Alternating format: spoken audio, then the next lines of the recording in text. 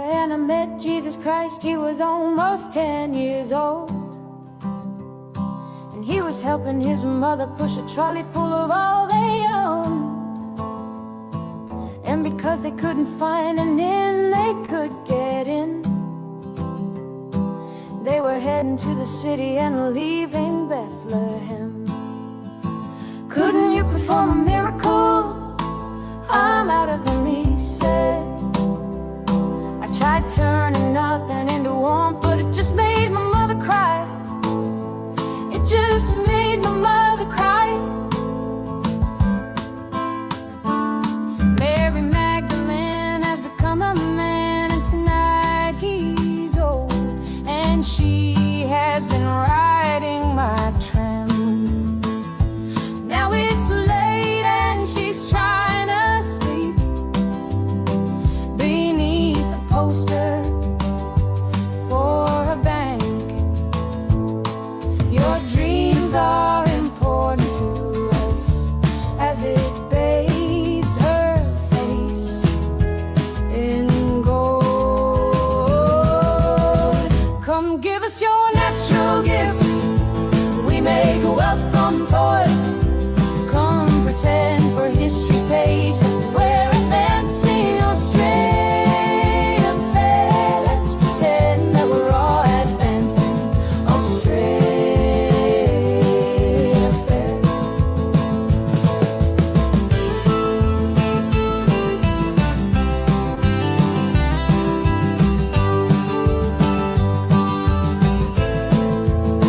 Back down the road I found the church we built on the black man's bones was empty, and out the front a sign read all but sold. A sign read all but sold.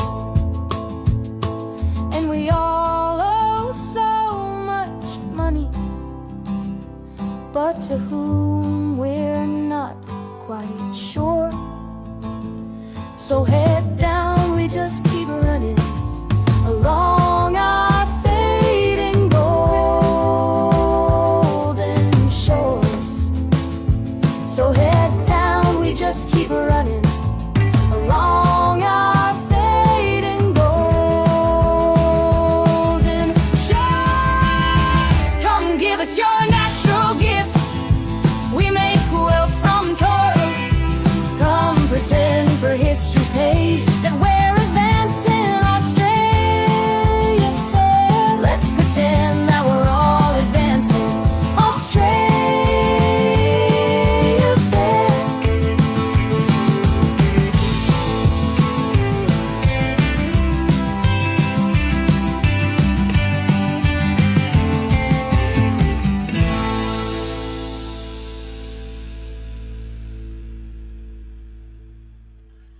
How you going? It's Monday. It's Monday, and we're in. Where are we? Burra in South Australia, and let's get rid of that. And tonight we have an old mate on. I've interviewed him in Adelaide, and he's been on once or twice, I think. But he's a great conversationalist, great thinker, and he's paid a terrible price for daring to think freely and speak freely in these silent times. And this is Professor Graham Lyons, and here he is. How you going? Oh, good, Michael. Good to see you again. Been too long. Yeah, it has. Now, since I last talked to you, I hate to say it, you've been divorced, and it has cost you a fortune. Oh, yes. And the uni's kicked me out. That was in March last year. Oh, so the university has kicked you out, and you've been divorced. Well, actually, I preempted the uni. I knew they wouldn't renew my visitor status because I've been admonishing Big Pharma for the last 5 years, and that's their main funding body. So they were quite happy to see the last of me. And yeah, I don't miss it, I'd have to say. But I do miss the good printer there. I haven't set up the new printer yet. That a lot of good anti-vax brochures got printed on that one. I have to say, though, when people say 99% or 90% of scientists agree with one thing, these are the ones that are just doing as they're told to maintain their funding. And so if you dare question it, you're in the 10% that are gone. That's right. No, I was astonished actually when Convid 1984 was rolled out, the number of so-called scientists who just went along with it without a whimper, without questioning it. It still astonishes me 6 years later. And yes, I can name probably only one who's a good friend of mine who saw through that, and we wrote a number of articles together over the years. But all of the others pretty well just went along with it. A lot of them got the vax. A lot of them are in a bad shape now. Probably some of them are dead. But they didn't reveal themselves as genuine truth seekers, as a true scientist should be. So I was, I was disillusioned with them, and I was quite happy to leave in the end. Well, you have to think, surely, if you're in school and you're wanting to be a scientist, the truth is what you're after. How the world works, or surely you're not going in there thinking, hey, I'm going to lie for the rest of my life, but I'm going to get the funding. Surely that's not the driving force to become a scientist. It shouldn't be, Michael, but a lot of them appear to have ended up that way.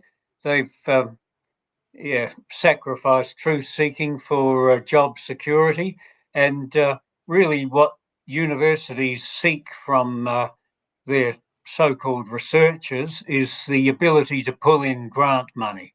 And if it can be in the multi-millions, 10 or 15, 20, and if you can collaborate, so-called, with various other institutions, that's what they respect. And it needs to follow the current the zeitgeist, which is determined by the government. For example, the human-induced climate change, which is absolute rubbish, and the vax story. As long as you go along with that, you have a good chance of pulling in decent funding from the various bodies out there, including the government itself. And but if you're like me, you'll be scraping for money over the years that I was there, because the research projects I had weren't necessarily aligned with that zeitgeist, and you won't get the big money. But actually, Convid was fortuitous for me in a way, because I was scratching around for a new research question to ask at the very end of 2019. I'd finished the two projects I was on. One was in the middle of the Pacific, nutrition, soil science, etc. The other one was Kiribati. Yeah, Kiribati. Oh, you're one of the few people who knows how to pronounce it, Michael. Because it's Kiribati, but it's pronounced Kiribati. Those people don't. Ti is an S sound, and Tuvalu was the other place, which used to be the Ellis Islands in the old British colonial days, and they're atolls mainly, and there's a lot of these so-called non-communicable diseases out there, diabetes and what have you, because of them eating the worst aspects of our so-called Western diet. But there are plants and things they can grow up there that can alleviate that, or at least reduce the risk. But and the other one was I was doing a project not far from where you are tonight at Red Hill, on a saline soil, trying to determine oats which were tolerant to salinity. And in fact, you're up near where my I'm getting used to saying my ex-wife comes from. She comes from Mount Brian East, which is a very tough area.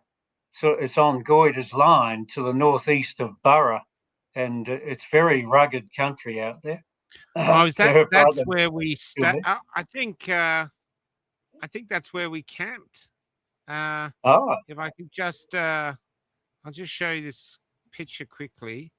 There's a couple of ghost towns out there, like Mount Brian East. We just went to one today. That's where we went and took pictures there today. I might Oh, good send on some you. through to me. Yeah, and bring them up. It was fascinating.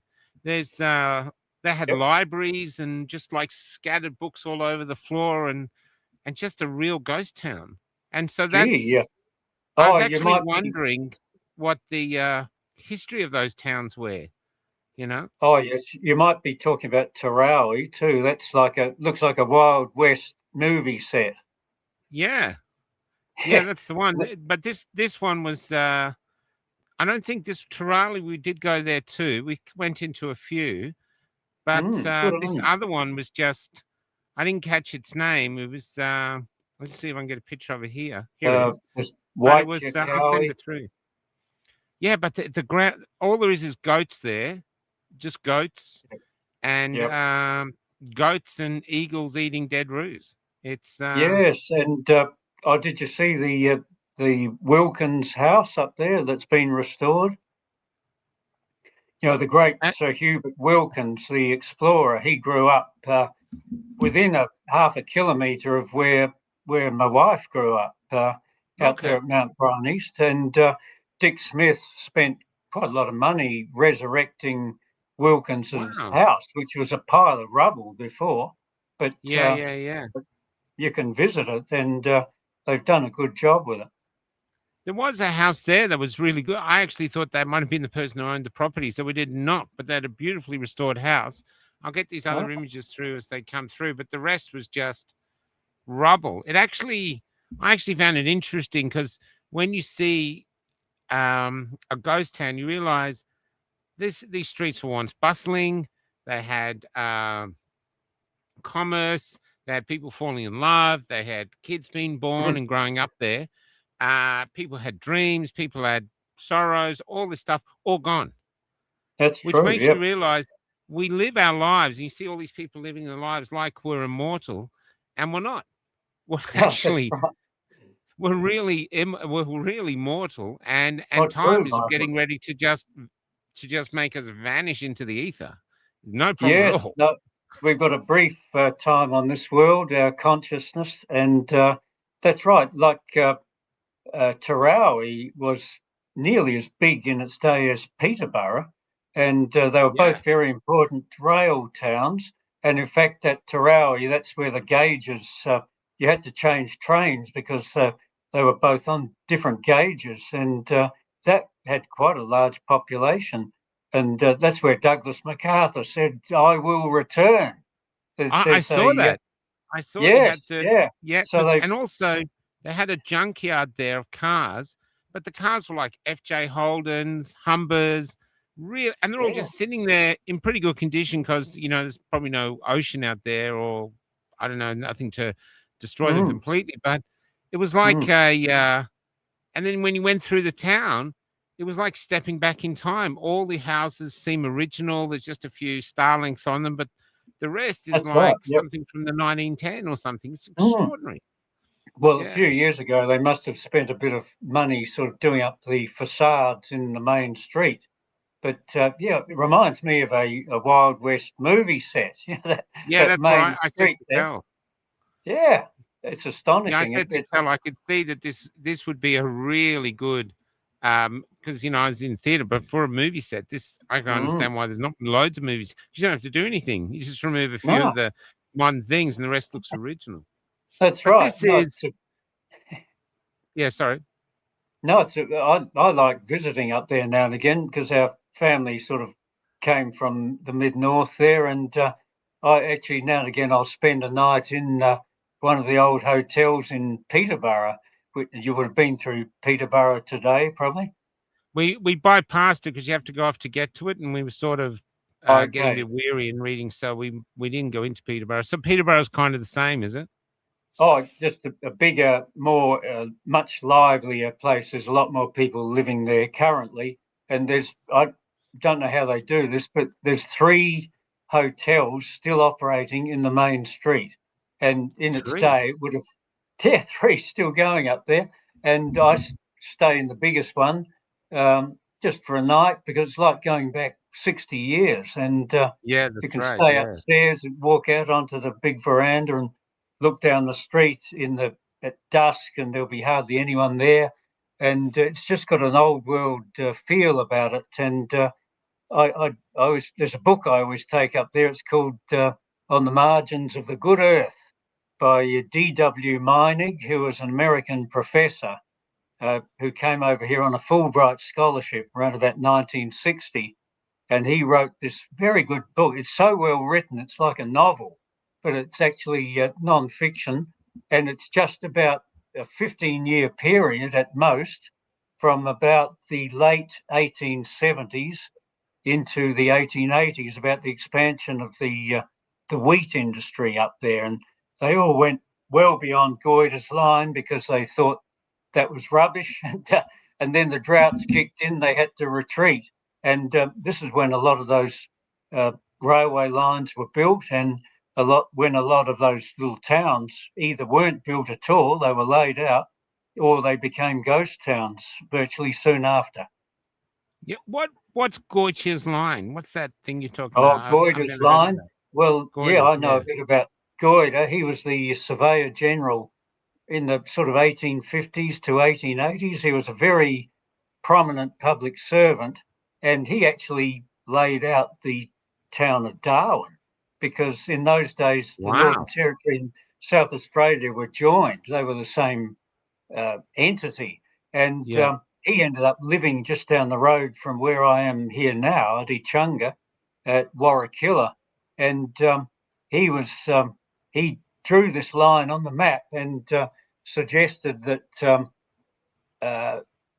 wheat growing, agriculture should not be conducted beyond this line because it would be too unreliable with the rainfall.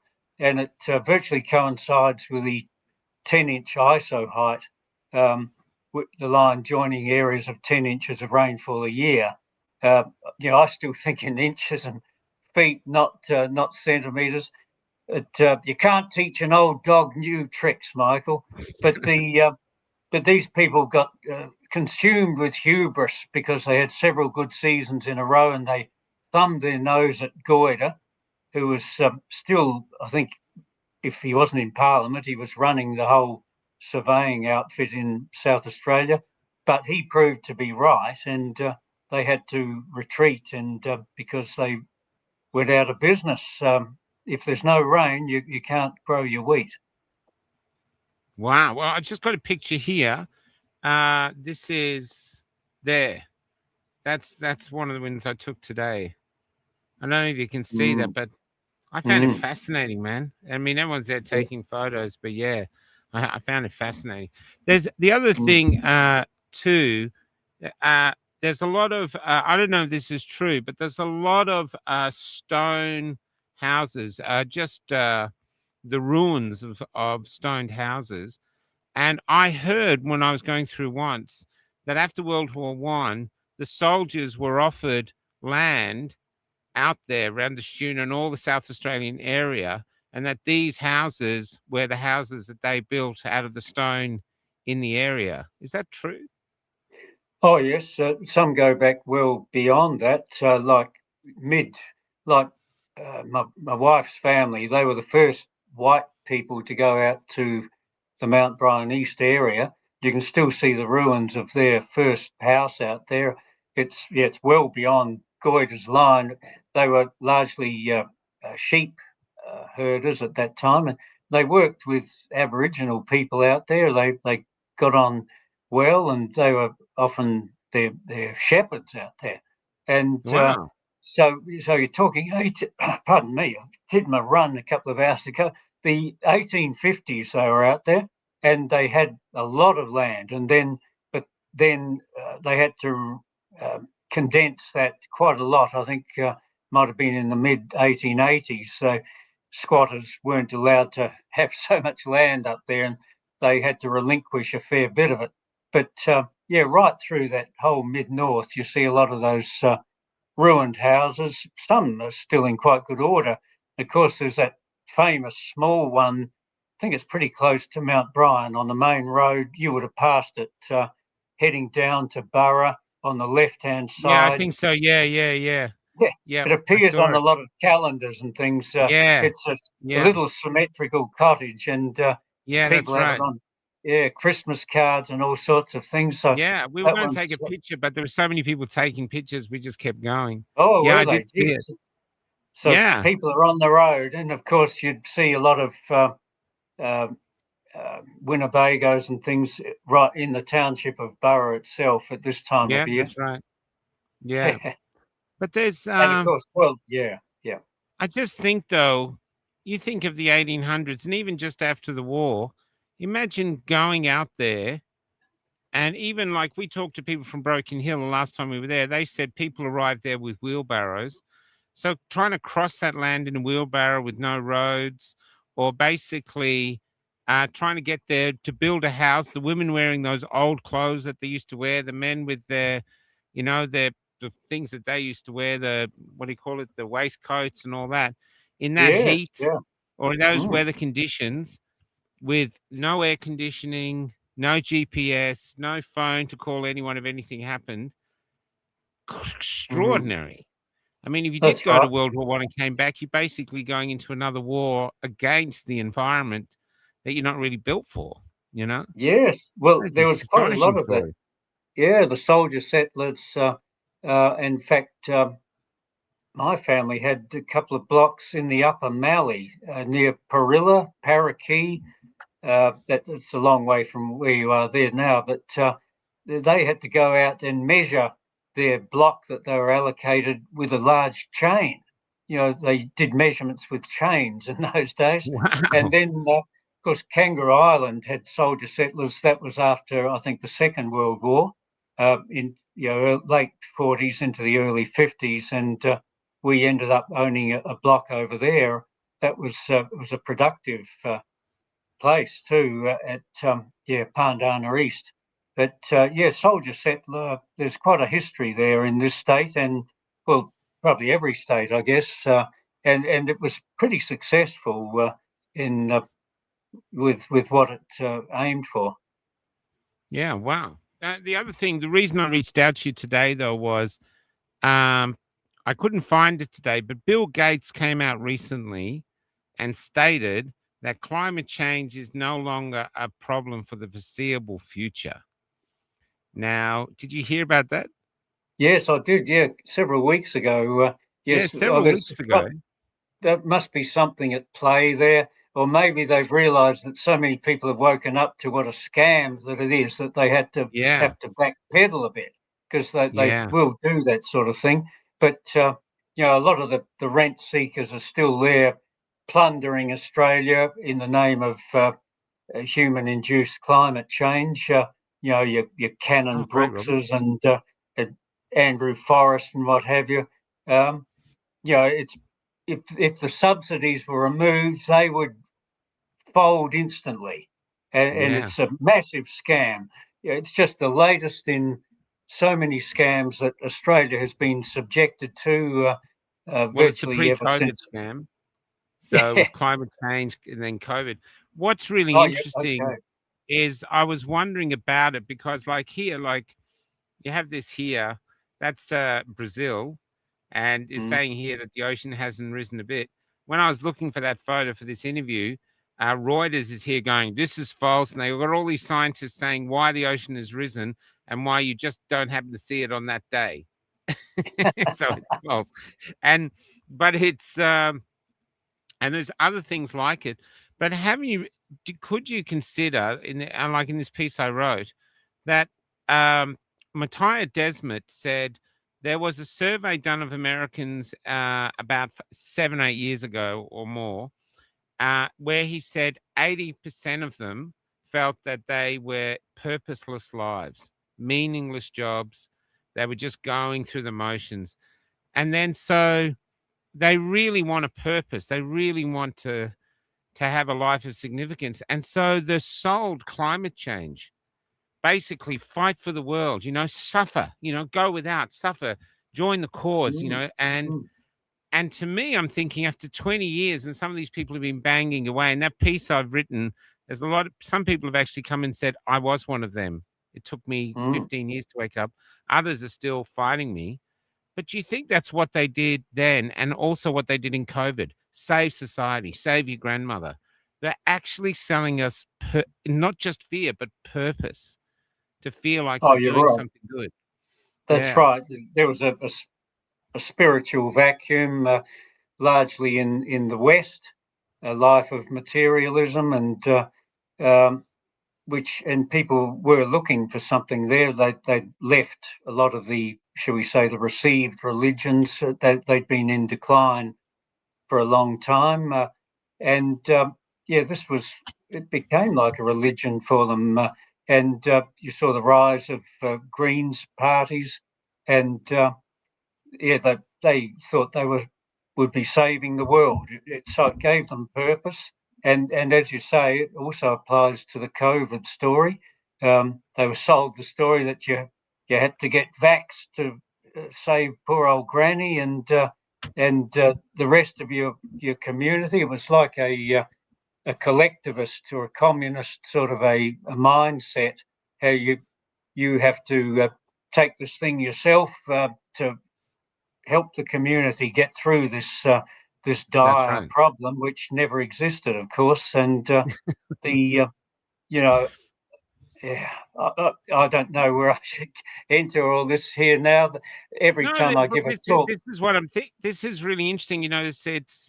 It's going deeper. Like we've been selling, everyone's been saying, "Oh, they frighten people into doing this." But I think, well, it's more than just fear. I remember seeing when they were getting young kids taking it, there was like once your kid had taken it, a 12-year-old, he'd stand beneath a poster and there'd be a big green arrow with hero pointing at the kid. So yes, basically, the kid's taking a vaccine, doesn't know what it is. His parents have given it to him yeah, because they think they're doing the right thing.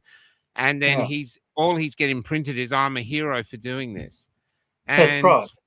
yeah, To me, it was the whole thing smacked of pure evil, and it showed the true nature of government. Prior to that, people like me, I never really trusted government. We've had our own outfit, we've been uh, our own farming outfits and what have you. We never relied on governments, they were usually in our way. But I didn't really have a genuine knowledge of what was at the core of government. And but it sure came out during COVID. They tried to kill large numbers of us. And I used to state that whenever I spoke at rallies, and some people knew what I was talking about. Some people probably thought I was an idiot, but it's been proven correct, and they're still trying to do it. And it's the system of control of which government is a key component. And uh, it does a great job of putting up a benign facade, even a friendly facade. And our premier is very good at doing that, Malley, and he's got yeah, a nice persona. He never gets riled, and he appreciates sport, and people like him for that.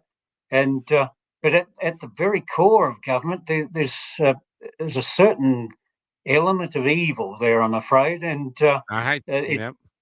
came out during COVID, and we're still seeing it, as you say. They're still pushing the safe and effective narrative, despite the fact that people like me think that it's with good justification that it's killed in excess of 150 million people worldwide. And when I state that on Substacks or what have you, I don't get too much pushback. And the only pushback I get is certain people saying that's an underestimate, mate. It's a rather Yeah. more than that. Yeah, So, the Japanese are saying 1 billion. We even I saw this, the truth is coming through. I saw this woman interviewed. I reached out to her and she said what they've done is like when they do stats, and you probably know more about this than me. And so the average deaths we do a year, the sort of the baseline, they've increased the baseline to mhm. cover up the excess deaths. So the excess deaths on because apparently that's what she's saying around the world. They're increasing the baseline to Yes, that'll be conceal it. right. Yeah, the Anything big evil question is, yeah, yeah, yes. And of course, the mainstream media is under the control of the system as well. And Big Pharma is one of its biggest weapons, and it's all part of the same system of control of humanity. And I just saw an interview yesterday by you probably know of this fellow, Etienne de la Boutie, squared. He always has the little 2 after his name. He knows a hell of a lot about the true nature of government, and he's just put out a new book, which I think I'd better get. But he's always said since his first book that government is the greatest scam ever perpetrated on mankind. And we could probably say in the last 6 years, we thought it was COVID or we thought it's vaccination, but it's actually government itself. And he has profound knowledge of this, so he knows more than I do about it. So I'm going to get hold of his book, Etienne de la Boutie. And he was interviewed by Germ on Germ Welfare some months ago, and he's very good. Talking about the government here, we'll just have a quick laugh. I put this together because Albanese, Steimer, and whoever's in charge of Canada want to ban X. And so they're moving to get Carney, moving to get X banned. And they're claiming that this is one of the reasons. So watch this. Moved various sites that were up containing fake images of myself superimposed on other people. That's the sort of thing that is going on social media. Social media has a responsibility to do the right thing here. Have you got the one with me, Michael, with 3 eyes on the Prime Minister? You can put that up as well. Lighten up, Michael. For goodness sake, lighten up, Michael. Okay, I will. Lighten up, Michael. But I just talked to another podcaster. He reckons the reason they want to ban X is because Iran is having a revolution and the mainstream media don't want to cover it. And X is just full of these images, these incredible images from Iran. And that even like here, I'll get this one up here.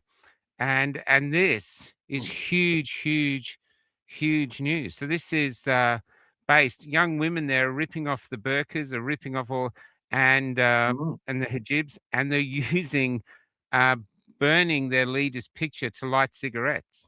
I think that's one of the most beautiful feminist images I've seen. The whole time around, I haven't seen the feminists mention anything about the women being subjugated, even the ones in Afghanistan. And we know that we talked about this last night. I just get this extraordinary thing here. Because this is just huge news. It makes you wonder why it's not being covered. But this was Iran in the 1970s. Oh, I cannot explain. Every time it's the same. So, and then they've been since the Ayatollah took over this. But this is them now.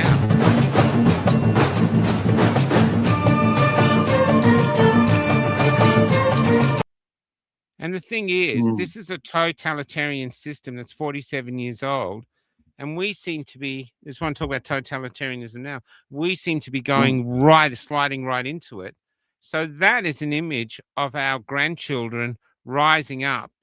And as the Romanian youngsters said when they went to fight Ceausescu, they left their houses. I know in that interview I did, and they were saying, give me liberty or give me death, which means the government's lost. Because you can't govern people who only want to be killed, either give them freedom. And yet so they want to block X maybe because they don't want these images out. But in reality, this could be our future if we go this way. We could stop it now peacefully using common sense because it's obvious what is happening. And otherwise our grandkids will be fighting like that. Why do you think Australians, don't stand up enough, even though they're sort of simmering? And why aren't they as angry as you would expect them to be, especially with all these excess deaths? Everyone I talk to has been to more funerals than they've ever been to in their lives. Where is the anger? And why aren't they even more angry than the few that are angry? Yes, it's a good question, Michael. Of course, those, I dare say, those who've had multiple vaxxers, it it probably affects their brains to not rebel against authority, to go along with the narrative. So that would be a factor there. But even if pre getting vaxxed, they were pretty acquiescent to what people like you and I saw as an imposition of extreme tyranny. It was quite obvious to see. And others, they had this naive faith in the government and the medical system, and they just went along with it. Yeah, I to this day, I don't understand it because it's not the way I think. And, I believe in personal responsibility, minimal government, and I just want them to keep out of my face. And when they get in my face, I react badly. And, they locked me up for 24 days in my own house for refusing that fake test up your nose, nasal rape, as I call it. And I ended up, well, as good as winning that case. They dropped it against me after nearly a year. They like to put you through a process, but I didn't buckle under them. But most people, including my family, went along with it all, and they're certainly not encouraged to speak outside the narrative by the mainstream media, of course, because they're fully on board with it, and they won't. They'll try and always minimise any vax damage there, and those who rely fully on the mainstream media, and there's still a lot of people here, they genuinely wouldn't, unless they've had numerous family members. In fact, even then, as you've alluded to before, they won't join the dots that these people got cancer at a young age because they bloody all got vaxxed and they got turbo cancer, or they had a stroke. Look, I was up Mount Lofty again tonight, and every time I pass a certain spot, I think of this fellow who was a fitness expert who he trained several of the top Crows players and Port Power players.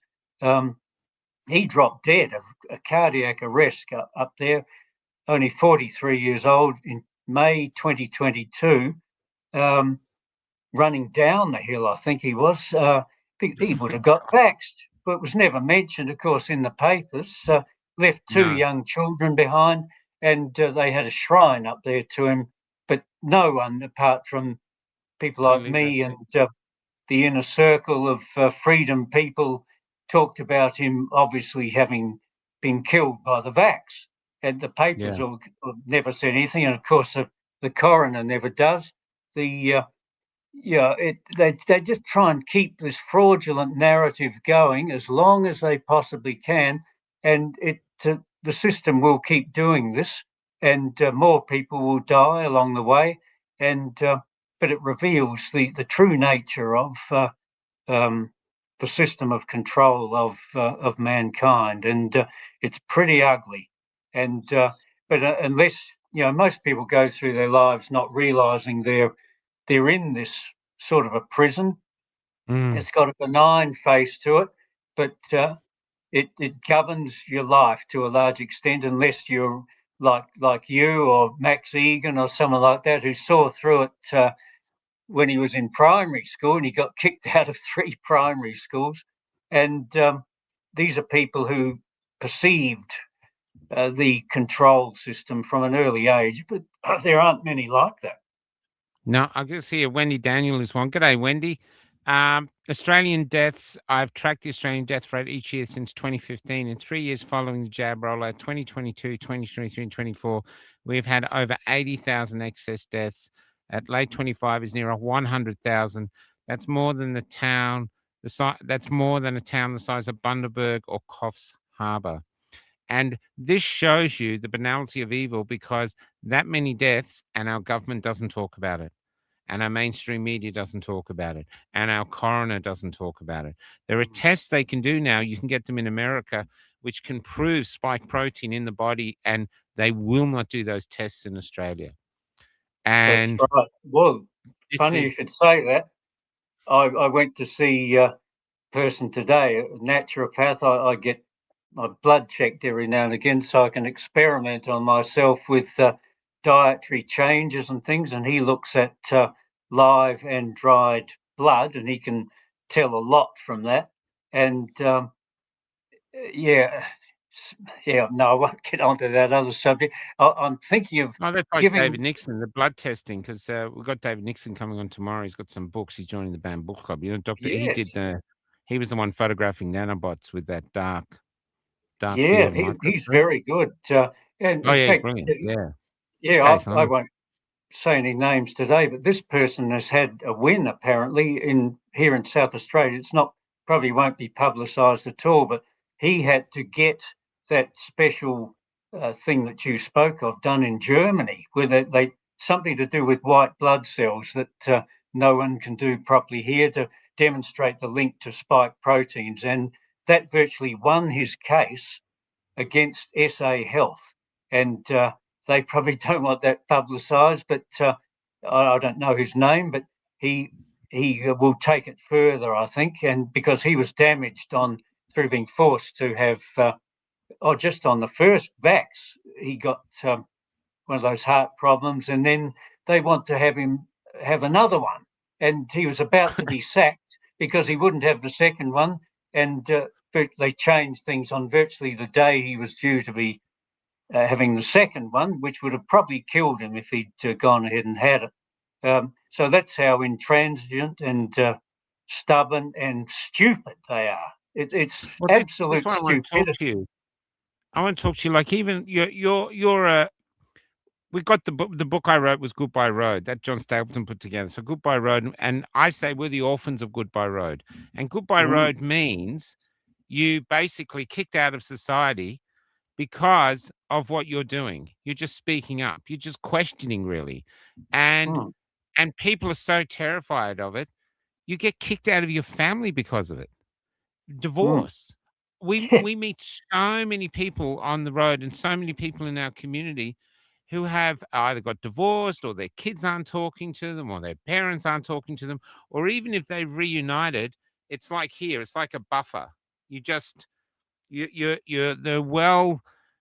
made to feel that there's something wrong with them. We're getting you back because you're family, but don't talk about your bullshit, and yet it's the truth. And or it's closer to the truth than their truth, and their narrative is collapsing around them. For everything from climate change to the COVID being full of shit to the vaccine being completely dangerous, and they know it. That's why they're not taking it. But even though they're not taking it, they're still kicking the truth speakers out of their lives. That's right. How do you comprehend that? Because it's a side of human nature that I've never had to deal with, and for all the questions and all the people I've interviewed, I'm no closer to understanding it. No, probably me neither, Michael. But there's a saying attributed to Plato that goes something like, those who can see through the lies and shadows of their culture will never be understood by the masses, let alone believed, something like that. But it's true. And so that's to do with Plato's cave. Yes, that's right. They've condensed it into one sentence. He probably never actually said that, but that was the essence of the Plato's cave story. Yeah. And it's astonishing to me to this day. But I never thought I'd see something like this. I thought we'd gradually, like I've been studying this push towards the New World Order, one world government, totalitarianism, the Orwellian 1984 type thing since the mid 1980s, and got a fair feel of who are those behind it. But I thought throughout my life I'd see gradual incremental steps towards it, like what David Icke calls the totalitarian tiptoe. But I never thought I'd see it morph into a triple jump that COVID represented, much more than a tiptoe. But that motivated me to change my life, and it's had its downsides, but it's given me more purpose, I think, than I had before. I was just doing my scientific research there, and as I said before, I was seeking a new research question. I couldn't find one quite profound enough to really interest me until COVID appeared. And that sent me on a journey of investigating vaccination per se. And the more you look at it, the more fraudulent and fake and spurious it is. So our Chief Public Health Officer has an apt name, you might say. You know her name? Yeah. Professor Spurrier. Think about it. What's really interesting is Stefan on here, a mate of mine and a close. Hey, I see you watching, Stefan. He posted a comment one night. I don't know if it was his. He got it from somewhere, and he said you can't inject health, and yet that's what they've convinced the world. So they've convinced the world that this baby gets born. G'day, Stefan. This baby gets born. It's only here for 20 minutes. There's no way it's going to survive in this dangerous modern world unless we're injecting it straight away. It's almost religious. It's almost like a baptism. Here you go. You know what I mean? Michael, possibly you could take the almost out of that. And this is why whenever I give a talk now, I attack germ theory as well. I don't just stop at vaccination or maybe the fake discipline of virology.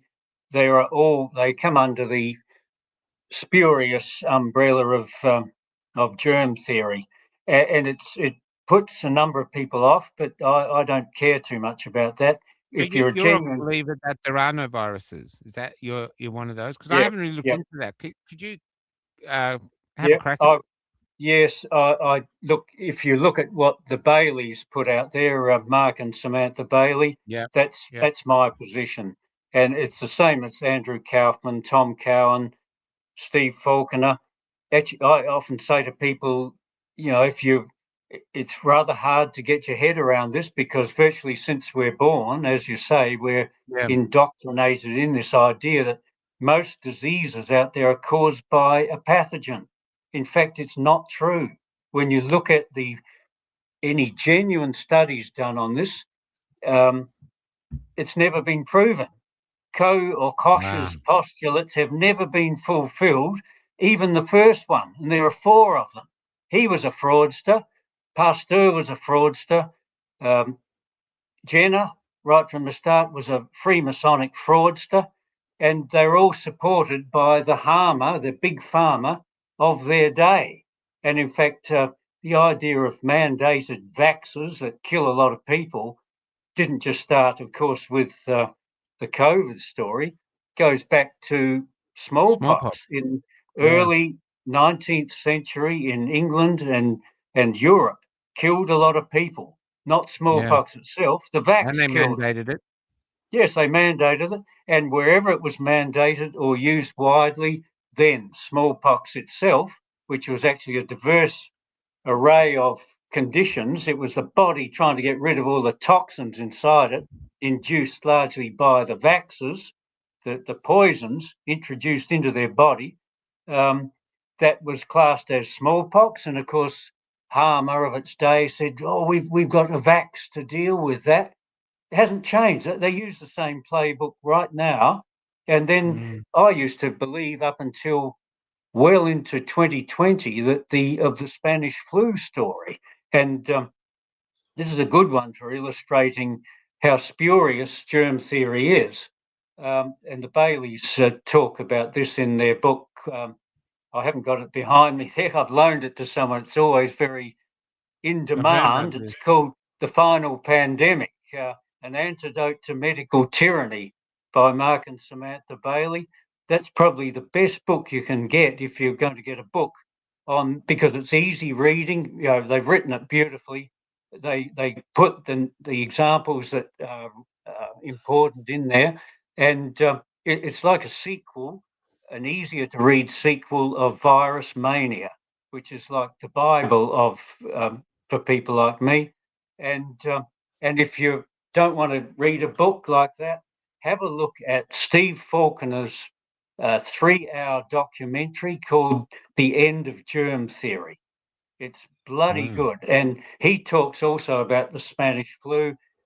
Look, it's worth my while mentioning this. Let's go back a few things. Well, just want to backpedal. I only heard the other day. This was on a Joe Rogan podcast. That TB, tuberculosis, tuberculosis. How do you say that? Yeah, tuberculosis. Yeah, was caused by the smallpox vaccine. That's what they're claiming. Well, I'm glad to see someone. I've come to that conclusion myself, virtually in my own mind, because I'm an appreciator like you are of good literature, and think of those great authors, the Bronte sisters, D.H. Lawrence. They virtually all supposedly died of TB or consumption, as they called in those days, phthisis, you name it. And I got to thinking that when I started examining germ theory, were those people possibly killed by the bad smallpox vax? Yeah. I reckon probably most of them were. In fact, it was shown that Emily Bronte on her, and it would have applied to her sisters as well, when they went to the Harworth Primary School, the box was ticked for the smallpox vax. They all ended up dying of so-called TB, and in fact, TB has never been. That was, I think, Koch might have got his Nobel Prize or something for supposedly coming up with the pathogen that caused TB. Well, in fact, that was never proven.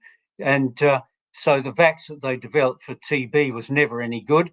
And I remember them giving that out mandatorily at primary school when I was there and watching these children line up for it. In fact, this is what started me on my anti-vax journey when I was probably about 10 years old. And it would look like something out of Nazi Germany. And there was this woman from SA Health up there running her needle through a candle. They didn't change needles then. They sterilised it through a candle flame. And I thought, I'm never going to submit to that. I will leave school before I have to stand in a line like that. And so now I'm getting back at them for putting me through that angst that I had then. And so now I'm sure getting back at them. And whenever I hear that people vaccine hesitancy, so-called, is on the rise, and CSL share price has gone down 45% since its high in, I think, July 2024. It's now down 45%. My cousin's on the board, and I warned her about 2 years ago that it might be a good idea to get off that board, but she hasn't heeded me because largely people in America are waking up to the fraudulence of vaccination, and largely because of the COVID story. They pushed it too hard, as they always do, and now it's backfired on them, and people don't trust any vaxxers. Yeah. So you look at, say, smallpox. So smallpox could have induced TB, and then the theories, and then the first there's another DDT. Reckon is the reason for polio. Then they created a vaccine for polio, but polio was created by DDT because they said it was created by dirt, but then in the third world where they lived in dirt, they didn't have it, and and it goes from there. Now we have all these cancers theoretically caused by the vaccine, turbo cancer, which we've never heard of before. No one talks about it, but people. That's my best friend. And now they're coming out with vaccines against cancer. So vaccines to create.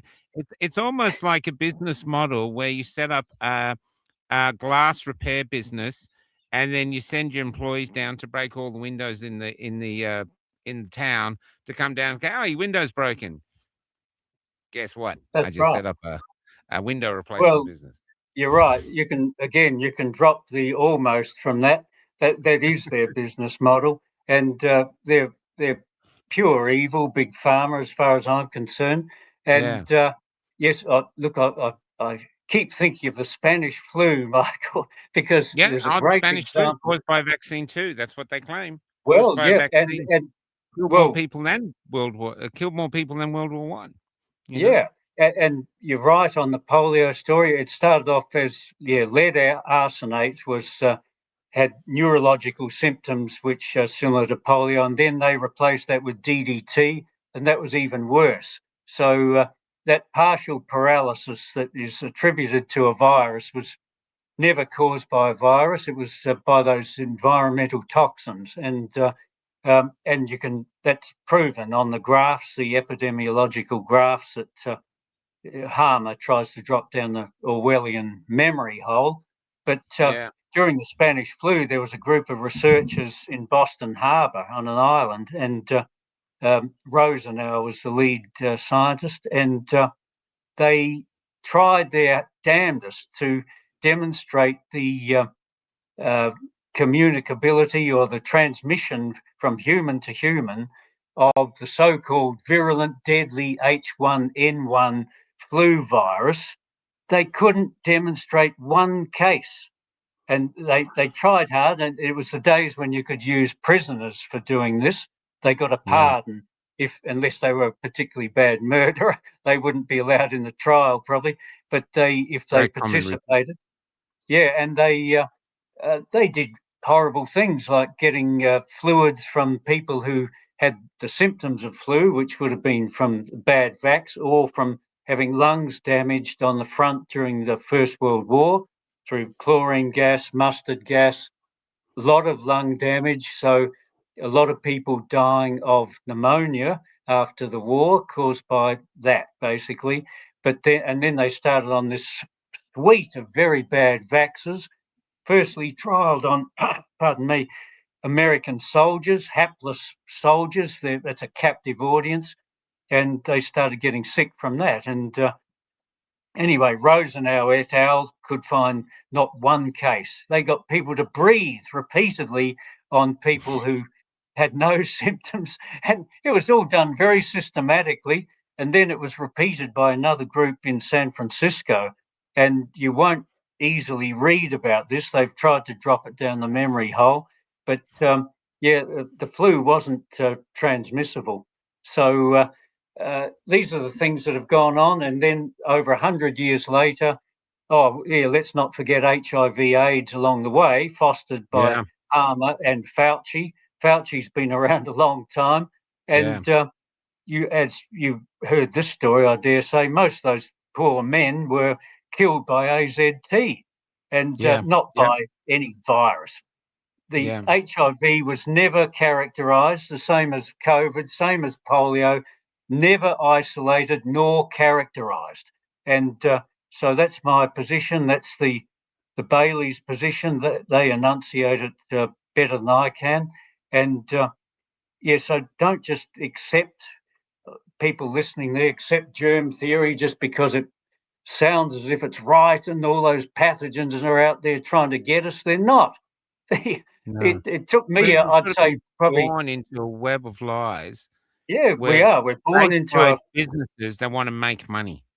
That's right. A web of lies. Yeah. And in fact, I remember when I was visiting the family, they're all up in Brisbane. We went to the Holland Park Library there because to take two of the youngsters along. And there was a book there called Germ Theory for Toddlers. How about that? I made sure I buried it under a pile of innocuous books there so no one would read it for a while. But this is the sort of indoctrination you get. And of course, almost the entire medical profession is fully immersed in germ theory, and you'd be considered a nutter if you questioned it. But I believe it needs to be questioned, and it's not good enough just to call out the so-called coronavirus, SARS-CoV-2, because while germ theory remains in place, the perpetrators will keep perpetrating.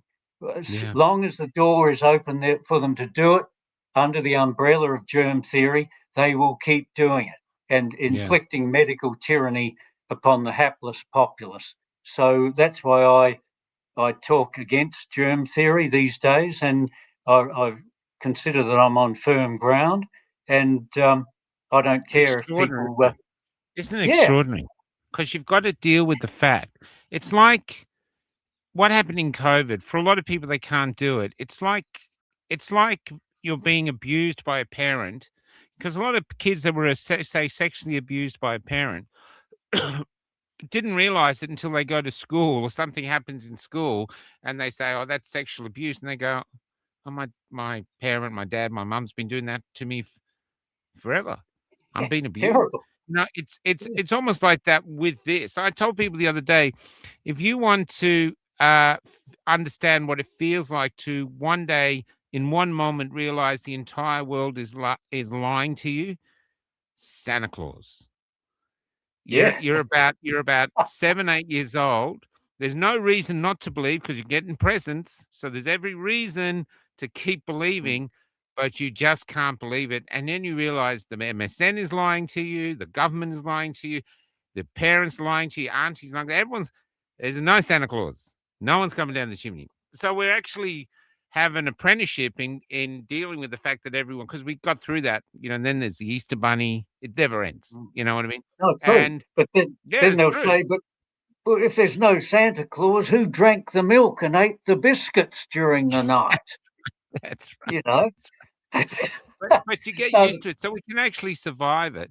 But I just want to go a few things Ben Clifton put in, and this is Ben Clifton's a great. You should come on, Ben. I'd love you to come on. Ben Clifton said, "You want? I can't say what he said. One argument against vaccinations: the Amish. Simple as that. The Amish. That's your argument. They don't have autism. The only autism they have there is from the kids they adopt. You know, so they mm, don't. So we know this. So it's an indefensible lie, but people are so indoctrinated in the system they can't do it. They want to believe Santa still exists. Uh, the other thing, though, that I'm interested in, going back to those destroyed towns or the ghost towns, the second one you said, Timu or something. What was it? What was that town? Tiru with the old cars. The one with the old cars and stuff. Um, 3 churches or 4 churches in those towns. One of them's Tarawi. been converted. The other ones, yeah, the other ones are just sitting there. And Mm, everywhere I go, they have these tiny little dying towns, and there's these well-built churches. The community spent more time and effort building their churches than they did their own houses. That's mm. how important God was in them. And now they're just empty or being rented out for something else. I think That's that's right. extraordinary that God has actually left Australia. I know people say people are going back to church now, but not to the extent they were. Adelaide is the city of churches, you know? It's also the city of some of the worst murders ever Yeah, perpetrated in yeah, yeah. What Australia. about yeah, I know. I The, know. Yeah. we've got some rippers here.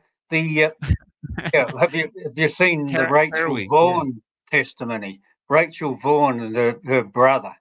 That's got to be one of the most horrific uh, stories of mass murder in Australia. Her father, Mac. Oh, yes, I've reached out to her to get her coming on. Her father was she thinks was Yeah. the Beaumont killer.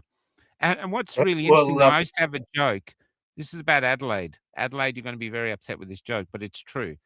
Because 'Cause I've traveled around a lot, you meet people that are traveling. And what they say, mm, this is what they say to you. They go, I think I'm going to Perth. I've always wanted to go there for the weather and just to get away from everyone.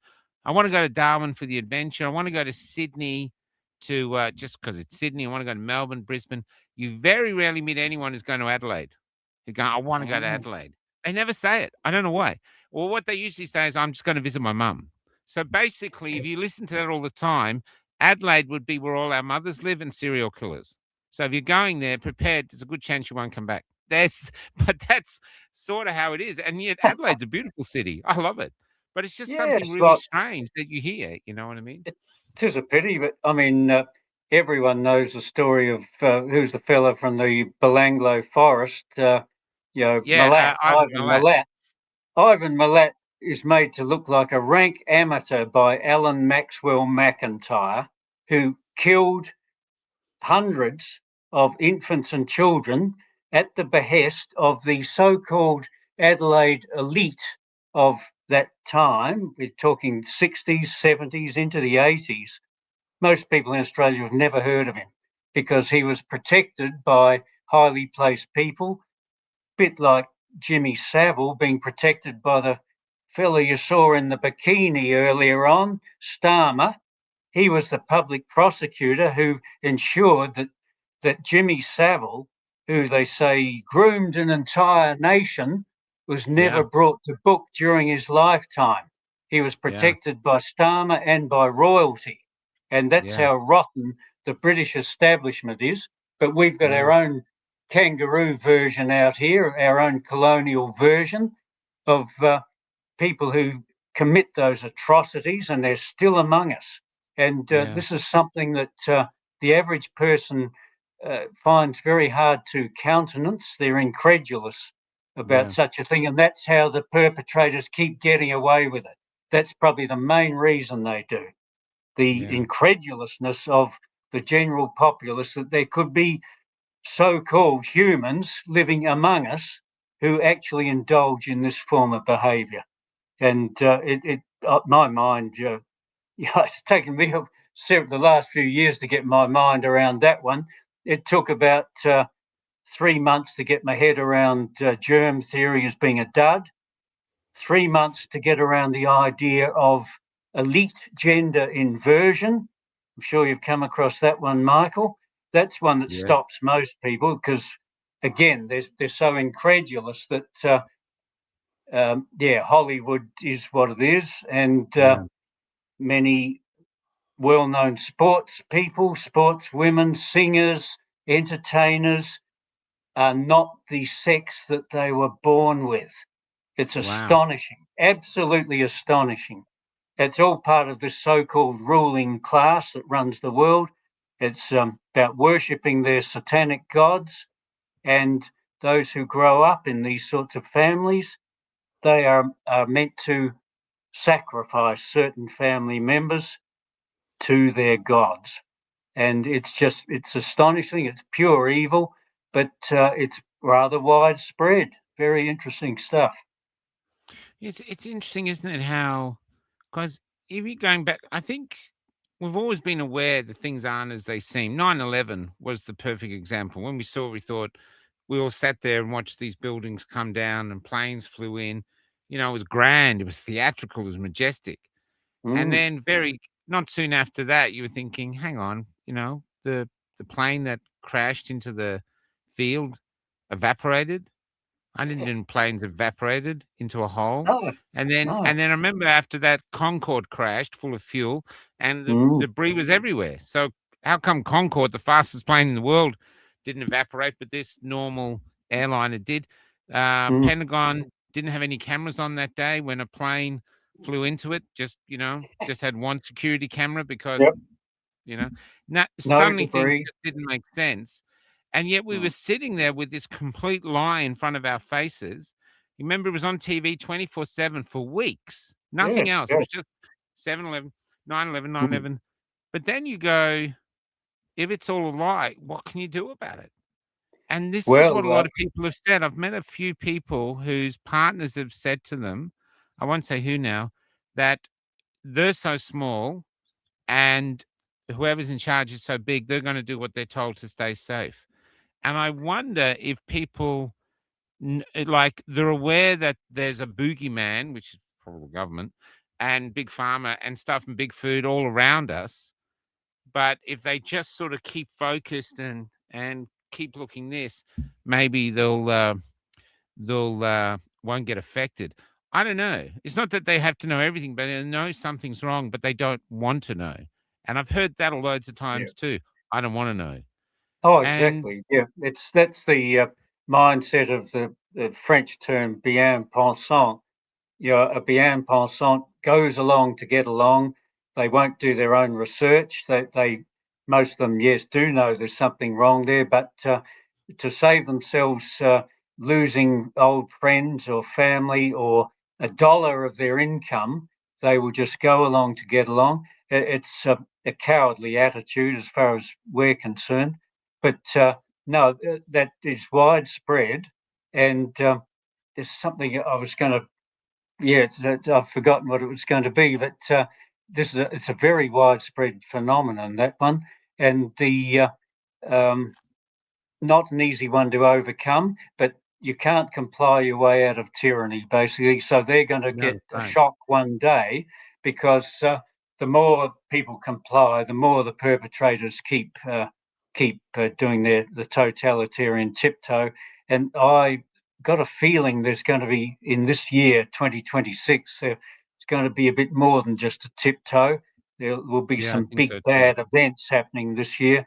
Certain people look into these things by the numbers, and it's not something, it would make me vomit looking into some of the way some of these groups operate.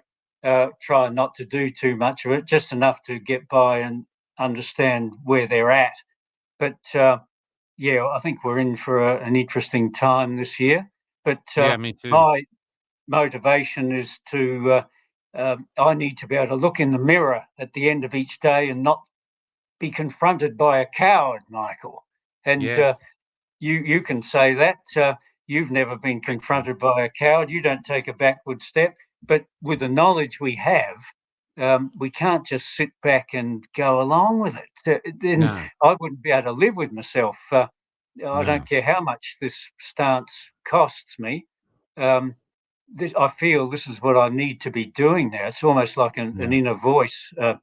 What they call it, a diamond, a demon, a diamond, Daemon. It virtually rules people like us, and but it and you daren't go against it, because then you will be destroyed. You may as well kill yourself. But actually, on the vax story, the excess death one, I'm not sure how I can ever smile when I talk about this, but sometimes when I look back at some of the interviews I've done, I do smile during this. I don't know how I do it, because it's horrible stuff. You would have followed the Barry Young story in New Zealand. Yeah, we had him on. We had him on Sunday. Yeah, we good on you. Paul Oosterhouse, who does a Sunday show with me, that was the doctor they got across. They flew him to Auckland to look at the data. That's right. I remember that. Yeah. Yes, but no, it was true. all done under secret. I was terrified. I was thinking he's going to get arrested. That's the last we'll see of Oost. So I was very concerned. I couldn't tell anyone. So I'm like, and this me can't tell anyone. That's hard. And so we've got that connection. Liz Gunn and I are very close. She's incredible. And she's very good. She is. So we've got her and Barry Young here together.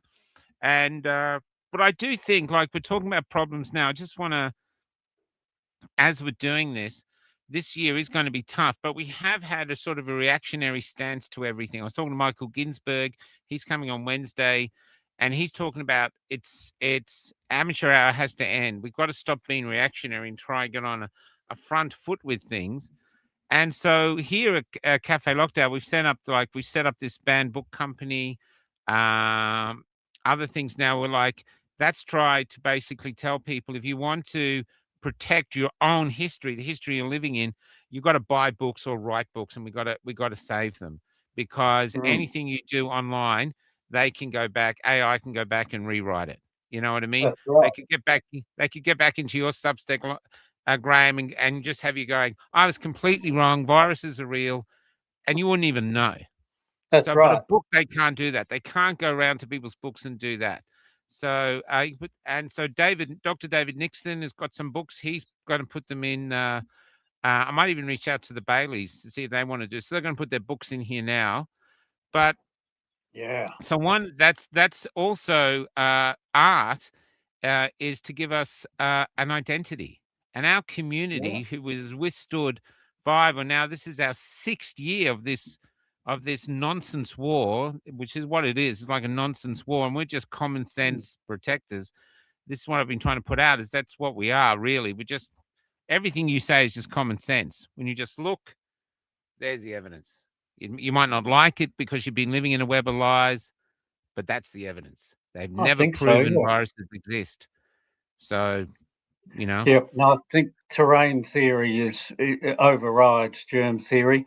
And you're talking of books. I've just taken down a couple from my bookcase there. Here's several good ones. That's Ivan Illich's famous book, Limits to Medicine, he foresaw this medical tyranny that was published in 1976, and Wow. he could see that the way the medical system was going and big pharma, if he'd been alive today, he wouldn't have been surprised by the COVID coup, I believe. And then, Yeah. of course, here's another good one. You know this one from Judy Wileman.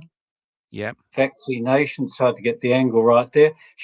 That was very prophetic work. She published that. That was a summary of her PhD thesis.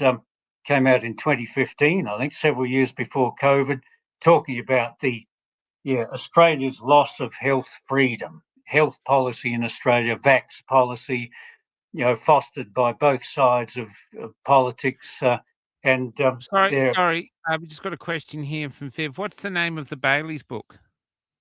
The latest one is called The Final Pandemic, an Antidote to Medical Tyranny. And it can be got by their website. You'd easily find. Yeah. We'll see if they want to join us here because they're in New Zealand. That'd be a good interview, actually. Yeah. They've been on the Carter Girls. Yeah. And Samantha was a co-author on Virus Mania before that. That's a much bigger book. It's a weightier book. What was the last book you were going to? What was the last book here? I interrupted you for a second. There was one no book. problems. Well, this is a friend of mine. How can I get that so it's to be seen? A Vaccine Journey by Raina Cruz. There she is. And she's in jail. She's in jail, yes. I've interviewed her, and when I saw that, I thought, oh my God, she's in jail. So yes, can you give us some? I've heard she's in jail because she pulled the hair of a police officer. That's what they've charged her with. Yes, and she's got that's like right. 2 years. Oh, she got nearly 4 years. 4 years. In fact, astonishingly, this may be some Freemasonic nonsense that goes on. She got the same length of sentence as Rainer Fulmick in Germany. Wow. And that was a massive miscarriage of justice. The German authorities kidnapped him from Mexico, absolutely illegally, flew him to Germany, took him about a year for them to actually have a trial. It was like a kangaroo court and a spurious charge, a fake charge. And he's been locked up for, there he is, And so I'm a supporter of Rainer, brilliant attorney. And the reason they've locked him up. To have a discussion with I keep reaching out to all the people supporting him to just try and get an interview. So if you know anyone that'd like to be interviewed from the people that are supporting him in Germany, that would be a great interview. I'm not sure that he can be interviewed at the moment because he was not him, but any of his supporters, anyone actually. Oh, I can do that. Yeah, I'm in touch with probably his best supporter, Seba Terabellini. Maybe we could do a dual interview. You and come on. I'd love to do that. Okay, I'll make a note of that. Yeah, she visited Rainer twice. He's a beautiful man. I'm sorry. Yes. You he have interviewed me. Inside you can tell someone's character. Yeah. And you might get it wrong a few times, but in most of your life you bang on. And he's a beautiful man. That's what I thought. In December 2021, he interviewed me for an hour, and he had that woman who was with him. This was when they were running the Corona Consultative Committee. Viviane Fischer, who later betrayed him, and she was there at the table too. And I could see, what a great bloke he was. And they've made a political prisoner of him because he was exposing the Corona hoax in a big way. And it's not only that. I think it's because he had wins against two of the big corporations in Germany, Volkswagen and Deutsche Bank. Sometime before COVID, Deutsche Bank's a particularly corrupt outfit, and he had wins. And the system of control doesn't like little people having wins against it. So they took the opportunity to lock him up. And the whole thing was corrupt, like the prosecutor, the judge, attorneys, his previous friends who turned against him. They must have been offered large amounts of money by the government to do that. And at any rate, he's holding up well. this lady Seba visited him just before Christmas and said he was in good spirits and he would have appreciated a visit at that time. And several people saw him before, including Andrew Bridgen, the great ex-MP from England.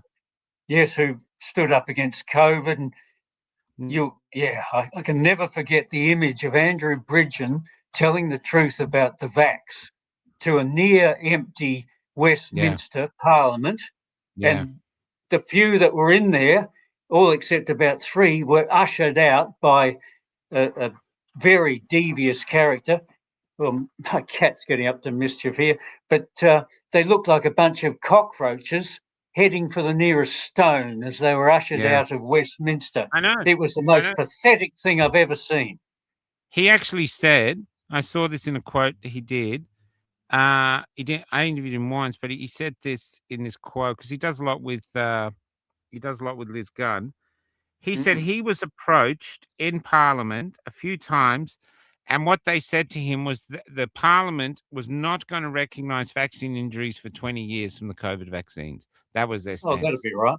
That'd be right. So 20 years, yeah. That's how evil they are.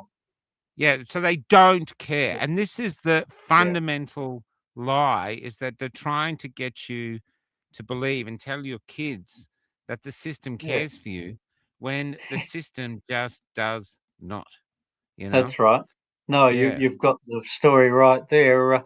And yes, so I've got these 2 friends who are in jail at the moment, and I've visited Raina here in Adelaide with Stuart Lindsay, the former judge. Yeah, Raina Cruz. Yep. Raina and Rainer Fulmick, Reiner. Yeah. Any rate, she should not be in jail at all. No. Her case was originally it was suspended. She was given a suspended sentence. Then it was appealed, of course, by the director of prosecutions, the attorney general, the premier, the police commissioner. They all determined that a wicked anti-vaxxer like this lady should not be seen by the public as being treated so lightly. And on the night of one of the rallies, late 2021, it was one she and I spoke at. She probably had a few drinks at the Exeter Hotel on Rundle Mall there, and anyway, the police were called in, and in fact, the policewoman inflicted more assault damage on Raina than vice versa. But when this case was appealed, the judges weren't shown the full video that showed the incident for what it really was. And this woman, the policewoman, suffered from alopecia, which means her hair was falling out anyway. They made a story of it as if Raina was very violent towards her, ripped her hair out. Nonsense. She shouldn't be in jail. Anyway, she's holding up well. She's a strong person. And what jail is she in? Because we're in South Australia. Maybe I should visit her, and I wonder if they'd let me visit her. Yeah. What jail is she in? She's in the Adelaide Women's Prison on Grand Junction Road, and it takes a bit of organising, though, Michael. Like I had to write her a letter and then get her replying, and then another letter giving my full name, birth date, and Stuart's as well, because Stuart wanted to visit her too. And then we, out of the blue, a text message came to both of us saying, you've got an appointment next Friday at a particular time, be there early. And so we went, and I'm not sure how amenable you would be to giving biometric data to them, Michael, but that was the only way to get in. Like what do they do? Retinal scans and your fingertips going underneath. Yes, to get in there. But I thought, look, I'm not going to let her down by not going through that. No. So ASIO has all that. ASIO has that all information anyway. Yes, so they've got it anyway. I'm not going to go for the digital ID nonsense. I wouldn't do it to get access Facebook, but no. But anyway, she appreciated our visit, and it went well. We had, I think, nearly 40 minutes there with her, and she's holding up well. She's very strong. She's had plenty of tragedy in her life, and she's overcome it.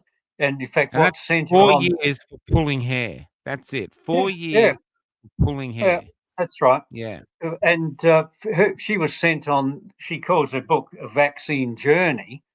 What sent her on that journey was her 2-month-old son was killed by a multiple vax. He died Yeah. a day after having it at the age of 2 months. And so imagine the guilt that she would be carrying. At the time, she trusted the medical profession, she trusted vaccination, trusted the government even. She doesn't now. And 5 years later, her husband died in a car crash, brother fell off the back of a ute or some incident like that. And so she's had a lot to deal with. Any rate, her daughter's keeping close touch. They're in their 20s, and she's got pretty good support, and she makes sure she keeps fit and strong, eats well. And so I would suggest she would come out of this stronger even than when she went in. And but of course, she's hoping that she'll get some of this sentence able to be served under home detention.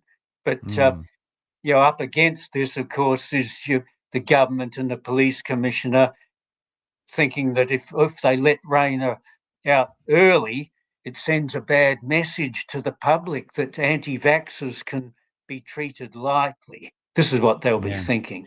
And what a shame so the anti-vaxxers aren't new migrants. I mean, I saw something today. These new migrants that have killed people have been allowed to stay here. One's allowed to rape people, allowed to stay here. Oh, that's no good. I saw something in England now. If you're a convicted pedophile or a convicted rapist, because of DUI or DEI, whatever in the UK, you can now become a police officer. Gee, So a convicted rapist. Pedophile can become a police officer. A convicted rapist can become a police terrible. officer. It's Can you disgraceful. imagine that? Yeah, I've sent through. These things are coming through. The other one we have, the NSM boy Joel is in jail in Melbourne, and he hasn't really done anything. It's just political prisoners now. We live in a time of political prisoners, which means either of us could end up in jail. They don't need an excuse. That wouldn't surprise me. And then, of course, my wife will say, "Oh, I've been vindicated. I knew he was on a bad trajectory. That's why I got out. I can just see it now." And of like course, badge of honor. poor old Aussie Cossack. He's still in the embassy in Sydney there. Yeah, that's right. Yeah. Now, the other thing too, it's going back to what we started with. The other reason I wanted to bring up Kiribati, which is really interesting, is because Kiribati now, Al Gore, is 20 years since Al Gore brought out The Inconvenient Truth, which had everyone go, oh my God. And it was very clever how they did it. You couldn't see it because of the boiling frog thing.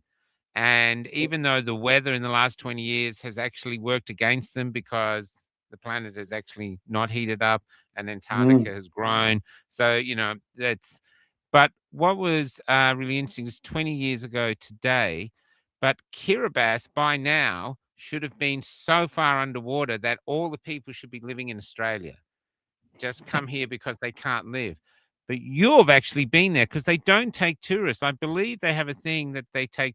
They're not into really having tourists there. Somebody told me went there once. In fact, what he told me, he was a scout leader, which is dubious, but he used to go there and he said they used to eat spam in like huge tins, not the little tins. Like they have a massive tin of spam and that's what they put on the table and stuff like this. This is things he's telling me about this remarkable country. But when you were there, were you wearing your Wellingtons because it was sinking into the sea, or were you dry? No, I was dry. In fact, there's studies been done for the last 60 years that show the land area of both those countries, Kiribati and Tuvalu, has actually increased. But of course, the mainstream media doesn't want to hear about that. But there are studies which have shown that. Sometimes it's due to, they'll make causeways and things and put up breakwaters and what have you that stop erosion a bit. But even though most of those atolls are only about, the highest point is often 1.5 meters above high tide, no, they're still very much there, and they're not going away, and all that stuff is nonsense. And but that money is thrown their way often to repeat that stuff and make it look as if they are going under, but they're not. And no, well, you can see why a person like me was up against it, trying to get them to eat healthy food, if that's what they were eating, according to your friend. But yes, they do. They like high sugary drinks and things, and white flour and white rice, and sometimes they won't bother going fishing, and of course they've got a much more sedentary lifestyle than they had in the old days. So and they genetically they're more susceptible to some of these things like diabetes even than we are, and we're susceptible enough. And other groups are susceptible too, like Polynesians, Indians are particularly susceptible to that sort of stuff. And so, yeah, I was trying to get them to eat some of these other nutritious leafies that grow well on atolls. They can grow well under fairly poor nutrition. Oh, wow. You just need a bit of composting out there because it's coralline soil or so-called soil. The water goes straight through it if there is a rain. You need a bit of water holding capacity built up in it, and you can, once you do that, you can actually grow pretty well anything there. Well, just saying these here, so this is, I'll just show you if it goes through. I think so that's where we camped for 2 days. That's that area you said is very arid. It's about 60 k's west of Broken Hill, on the way from Broken Hill to Petersburg. They got the train line, and we were there.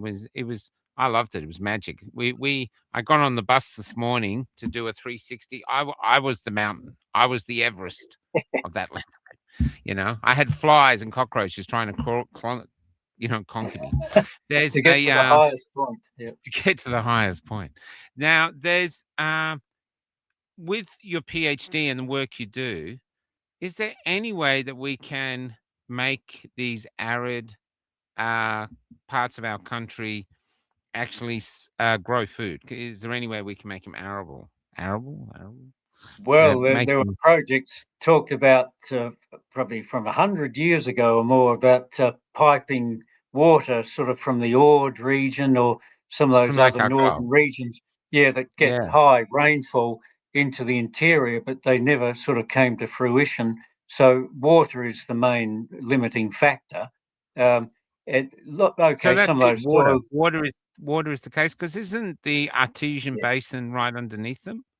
Oh yes, yep, under part of it, but they're capping some of those now. They don't want some of them used, and but the look, also cover on the ground is a key factor. Like there was a man I saw a video of talking about this in relation to might have been sub-Saharan Africa, how he was actually encouraging well managed grazing by cattle and sheep, and but close together, so that they're pissing and shitting on the land, and that's you've seen that. The land. Was that Mr. Savary? I think his name was. He might be a sir or someone, but it was that good. Came from elephants in South Africa, in Africa.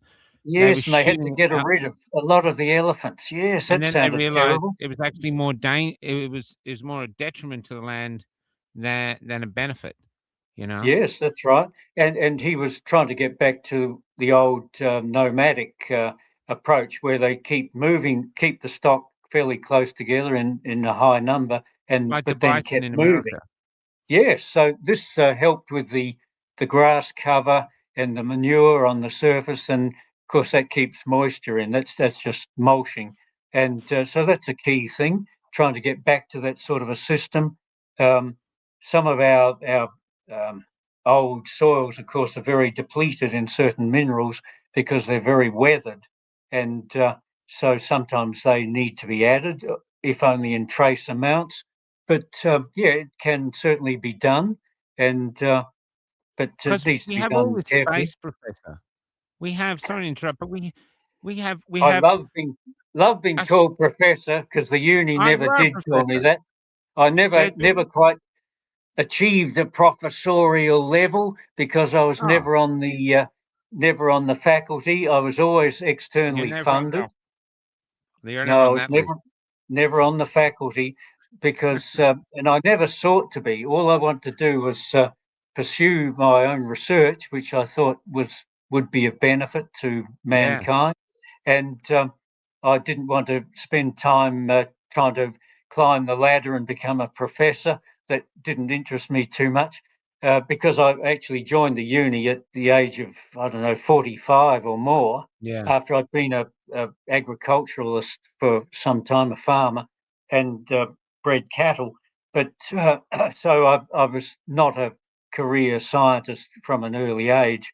But anyway, no, it's nice to be called professor. I suppose I was a visiting professor in a university in the middle of China, and I'm still in touch with those people, because the big plateau up there is deficient in selenium, iodine, zinc, and certain other micronutrients. And we conducted some very interesting trials up there, and had one of their main academics come down and spend a sabbatical with us. He's a professor now, even though I'm not, Michael.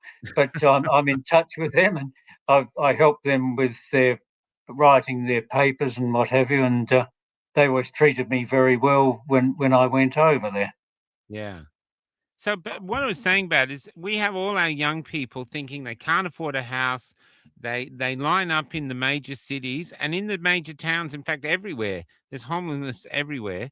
Trying to rent just this tiny little bricked up space, and usually shitty little flats. I mean, right next to us now, I had a guy come up to me. He's living in a caravan with his 5-year-old. The woman's taken off, and he said, I can't afford a house. He's living in the caravan is from the 60s. And he says, so they live in that. They can't afford it. They just drive around, trying to get work here and there. And so to me, though, there's all this immense space out there. Housing shouldn't be an issue. I mean, if we were could bring life to the soil and start growing things, and it's possible for us to do it, then we could have a completely different Australia. And the property thing wouldn't be an issue, because I can't get over the space. Even though I've lived on the road now for ages and I've seen it, every time you're out there, it's the whole country is built for dreamers and freedom, because you're sitting there and it's like there's nothing. It's like you've got a Lego kit and there's no plans. You can make whatever the hell you want, because you just got to use your imagination, your drive, your stubbornness, totally up to you. You don't want to do it, you'll end up with one of these broken down brick houses and you're gone. But if you succeed, you might end up with a town named after you. It's actually, there it is. This is like a clean palette when I'm out there seeing it. At the moment, the only thing out there using it is the goats. But I see it all over Australia, and I've been to the Ord River. I mean, the Ord River Dam is bigger than Sydney Harbour, and it's just sitting there, all this water. So I know they're using it for cotton, which is, I believe, one of the worst crops you can have on isn't cotton, I believe, was the crop that saw Steinbeck's grapes of wrath, saw all the farmers being kicked off their lands because they were making huge cotton farms and kicking them off. So, yes, could well be right. Yep. Could you envision, from a good point of view, that if Australians actually fobbed off this woke agenda hierarchy, got rid of them all, and actually said, okay, how can we start? We're going to tax our minerals and our this, so we get a good money base. We're going to tax that, and we're going to have money. We're going to be powerful again, and we're going to bring in these migrants. They're actually going to be placed for them, because we're going to make all this country livable, and we have the techniques to do it. We have the ability to do it. We've just got to have the motivation to do it. And do you think it's possible that a country like that could exist? Well, it should be, because it should be a lot better here than it is now. But we've been subjected to. We're still under, I think, colonial rule. Actually, most people would think I'm wrong here, but you've got to look at the influence of the City of London, which is still very powerful. most people neglect that. They'll think, oh, our enemy's China or what have you. But the City of London is actually still at the core of the world system of control, linked to Washington, D.C., Vatican, or the inner core of it, and Switzerland. And that's the system of control, or its epicenters. And ever since Australia had white folk living here, we've been ripped off by these colonial masters, whether it was beef barons or through our minerals. Do you remember what 10 years ago? It might have been a Labor government trying to get the big mining companies to pay a decent level of a royalty to what they were taking out of Australia, and what a fuss they kicked up, and full page ads in all the papers for months. And so I'm not sure they succeeded in the end. But and the latest rip-off, of course, is the so-called renewable energy story. Look at the companies getting our massive subsidies for that. They come from France, Germany, probably England, America, and they're getting huge subsidies. That's why we lost our page. We had the major Facebook page we had taken down was Four Corners did an attack piece on Alex, who we'd interviewed in Perth, who said she'd been studying the wind turbines for one of the major parties, and she said it's a rort. They don't provide this. They don't do what they're supposed to do. And I think it's like $600,000 a year for each one. Most of that money goes overseas, and they're just a rort. And our power prices are going up because of it. And even today, we're driving down that road, and there you see fields of them, just forests of these things. God, and they're it's so growing ugly. like crazy, and they're not turning. Yeah, no, they ruin the view there. The wind's blowing the bus around like this, and these things are stock still. Yeah, and they're going to put them on the Razorback now, I believe, leading up to Mount Brian itself, which is why wouldn't they? Look at the money they're making. Yeah, that's right. No, it's a criminal enterprise, and this country has the best natural resources in terms of energy of probably any in the world.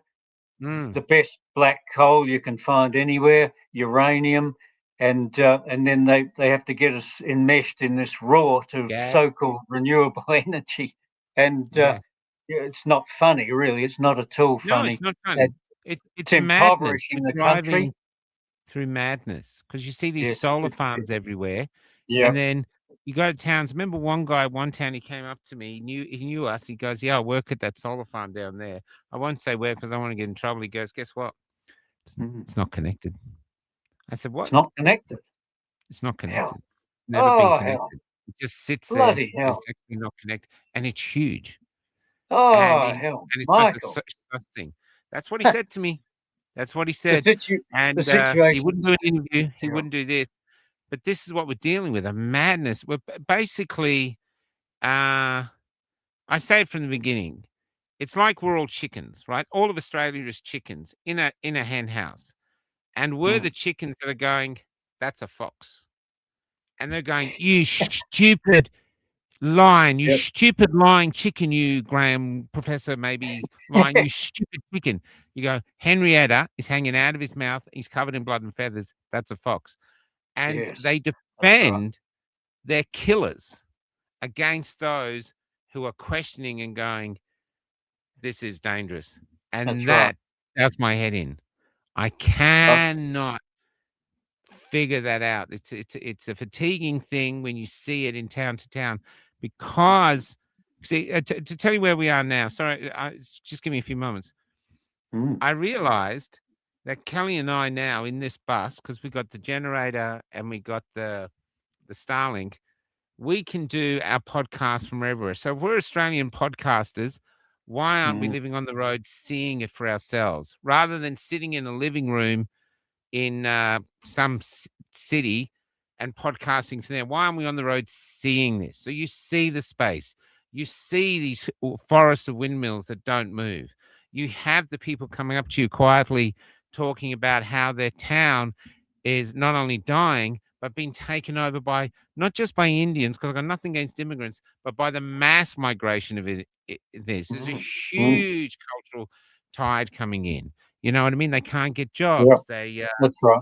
They're struggling. There's They go, look, see down the river there? It's full of homeless people. And who's homeless? White Australians and Aborigines. Not the new migrants. They're not homeless. Not putting them down, but it's not anti them, but it's saying these are the realities. Australia is changing right now. When you're on the road, you see it. And what's really interesting, this is the thing that I'm getting over, but it really shook me for a while, is that when Cret and Wendy and I went round with the first trip, people would be lining up to interviews. The most we did in one day was 15. They were just lining up one after another, one after another. People are now terrified to talk. So you go to County and they come up and they go, so you'd like to do an interview? No. They're more scared now of repercussions than they were in the COVID era. And so this is why we don't do interviews on the roads. We don't do them. They come up and they'll talk to me, but they just say, I can't do an interview. I won't do one. And so we grab them when we can. But I find that interesting. The country, despite all the facts we're bringing out, despite all the facts that are clearly there to be seen, you just have to look. Instead of the people rising up and going, no, no, no, no, no, they're going quieter. The only place they're loud on is social media. And what's the government doing? Clamping down on social media. They're silencing this country. That's right. It's astonishing, Michael. I would have thought it would have gone the other way. Now people would feel confident enough to open up. It's gone the opposite way. And gee, you've given about their families. They come up to me and go. I remember one person said, they'd been to 16 funerals. This was a mate in Melbourne. 16 funerals he's been to last year, and won't talk. Wow. He says, I can't talk because this. They admire what we do, pat you on the back, maybe shove a bit of fuel money in your pocket, whatever, or buy a book, but they can't talk. And Michael, whenever you're stuck for an interview, I'm always happy to. I can't get into more. Oh, yes, I can get into more strife. I'm not in jail yet, am I? But I'm in a rather more humble dwelling than I was until September last year, up on the farm. Sorry to interrupt. Stephen just said it's self-silencing. So what they've managed, if you want an envision of Australia, I saw this during the COVID era. When I was going around, it was like the country was occupied by an invading force, but the invading force was fear. And instead of having soldiers goose-stepping down the streets, they were inside people and they were patrolling their souls, keeping them locked inside themselves. So as far as I'm concerned, this pisses people off. Australia is becoming a country of Anne Franks, except the cellar or the attic is in their souls. They live in there, they stay silent, and they don't talk out in case something happens. And when you do that, when you hide yourself from the world, you lose yourself. And the only reason to be here is to be yourself. It's the greatest gift to be a human being. Be yourself like you're being, Graham. But if you hide yourself out of fear of repercussion, you actually end up killing yourself before your body actually dies. Yes, you're right. It's often you need to overcome the fear of death to bring out the courage in you. And yourself, there's no one better during this whole COVID era through showing the character of people out there and giving them a voice. You must be up well over 2,000 interviews by now. During that time. No, you've done a hell of a job. In fact, someone I spoke to the other day said Michael is the great poet or raconteur or historian. Yes, historian of this modern era of the last 6 years. It's you, Michael, because you've been out there talking to all these people, giving them a voice. Most of them didn't have it without what you did, and you've travelled the country in such a big way, and you're still doing it. So hats off to you. Thanks, man. I don't know if that. I love the accolade. I really don't know. I do what I do, But I tell you, like, if I turn up towns now, like we're in this caravan park here in Boro, we are shunned. One or two people might come up, but I find we are not embraced. We are that's shunned. astonishing to me. Yeah, I'm that's true. astonished by that.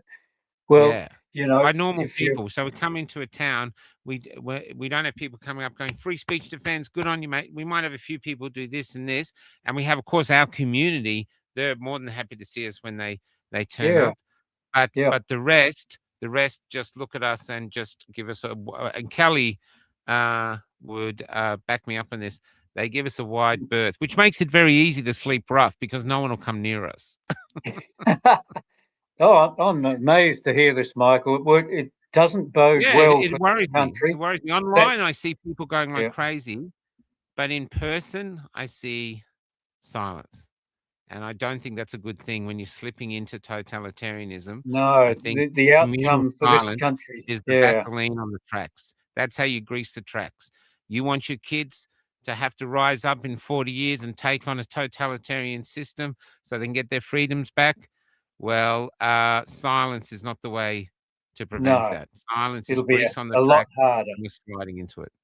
Yeah. Yeah, no, these people they think by remaining silent the government will forget about them and keep out of their face, and they might be able to live some sort of a decent life. But I'm afraid in the end they'll get them, and it Mm. won't be a good outcome.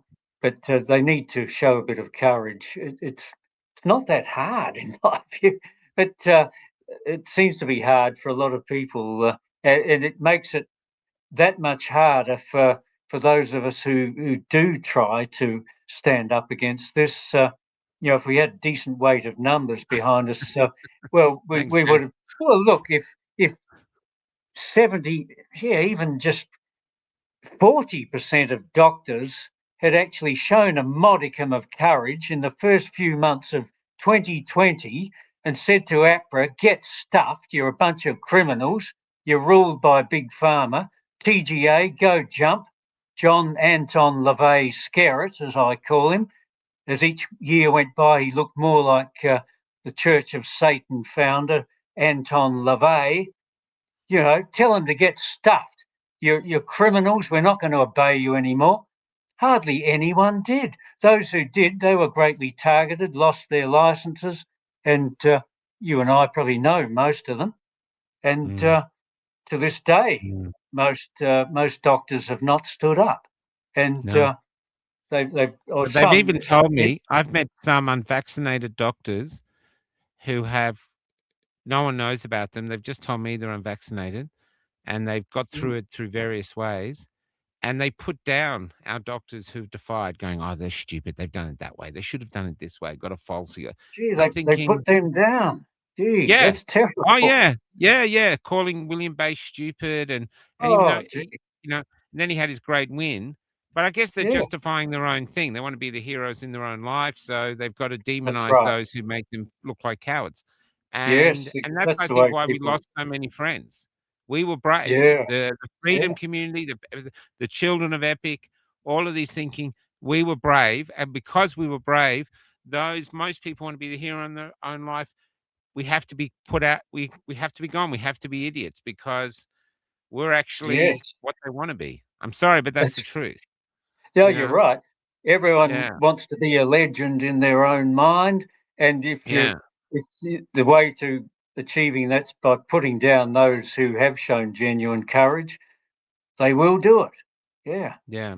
it's it's Yeah. it's not No, good I enough. agree. It's a cowardly way of operating, and unfortunately, a lot of folk have taken that approach, and it's not good enough as far as people like you and I are concerned. Yeah, I Um, agree.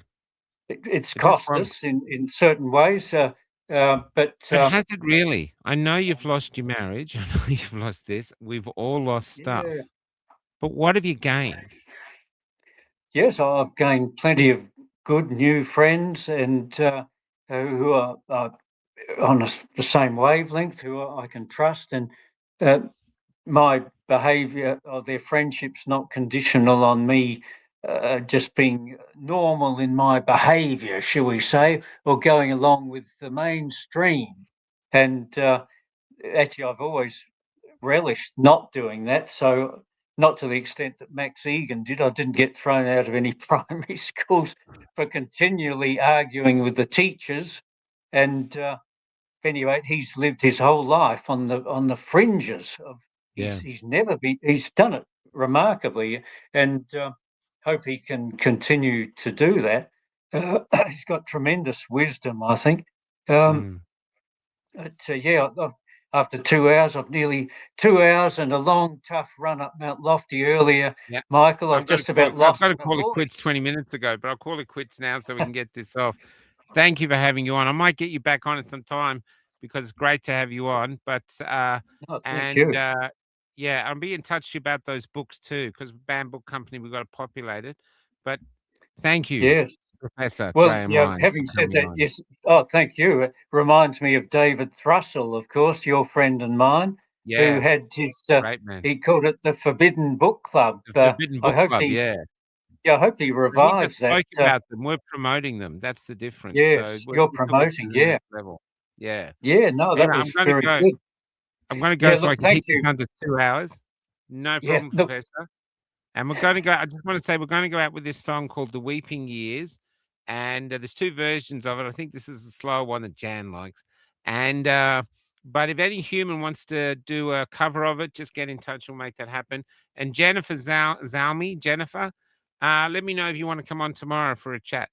Now, Graham, I'll give you the last word of the day. So go ahead, brother. Well, look, thank you very much for having me on, Michael. And I greatly appreciate the work you do. And it was a very pleasant surprise to get your call about 10 p.m. yesterday that you were heading for the state and wanted to talk with me again. That was a great surprise, and thank you, and all the best to you and those who are with you. And for the future, we're going to have a few challenges this year, I think, but we can get through this, and hopefully some of what we do is a decent example for others, and hopefully we're not just talking in an echo chamber. There might be one or two others who happen across some of the things that we say and write, and it can change their lives if they need that. Oh, well, I'll tell you that. So this is a bit of good news. I haven't said this to anyone. Pam got in touch with us. Pam bought a load of books for her family. The family is jabbed. And her daughter read the book and is sending the book to her friend in America or Canada, I think, Canada. So a vaccinated person has now been really moved by Goodbye Road, which is just my sliver of our history. And she's pushing the book to other people. So there's hope.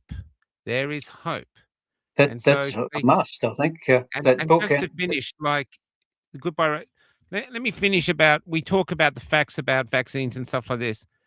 Talking about it from the human level, I'll just finish with this and I'll let you go. No, my great-grandfather, my grandfather died an unloved man. He'd been an alcoholic. He'd been in World War I. He'd worked in the mines all his life. And he was orphaned at the age 10, I think, sold to a farm where he sort of grew up on the farm, a bit like a slave, slept in the barn. But his mother died of consumption. So a vaccine, if it's true about smallpox, killed his mother. And then this little tyke, without his mother, had to grow up in that environment, including World War I, including everything else. Drinking maybe to cope because of no support thing, and then because of the drink and the rum in that time, that's how he copes. He becomes a disliked father. Now and that's his legacy. I think this is how we tell the story of vaccines. The people we're losing, the stories from the trench, is how we wake people up. Facts and statistics just go over people's heads. The real stories of people maybe might stand a chance of them realizing that there's more to gain by going against the government than with the government. It's just the government has all the money. That's all they have is the money to pay your mortgage. You're right. Yes, and no money, nothing. That's right. No, look, he would be very proud of the work that you've done in the last 6 years, I think, Michael. And of course, we've got these forests of the fallen out there. Those people who run those do a tremendous job. They're still keeping them going here in South Australia. Rosemary Marshall, George Keswick. Yeah, we were talking about that today because I found that in Launceston. Selkie was doing it there, and we did the first interview with her. That's right. She'd been doing it for a few weeks. You were the first person to promote her, as you did with William Page. We christened it because we wanted it. I said to her, we call it Forest of the Fallen. I realized that the mainstream media would be hard to attack it because however you say it, you can't say it in a bad way. Oh, the Forest of the Fallen. Wherever you say it, it sounds like what is that?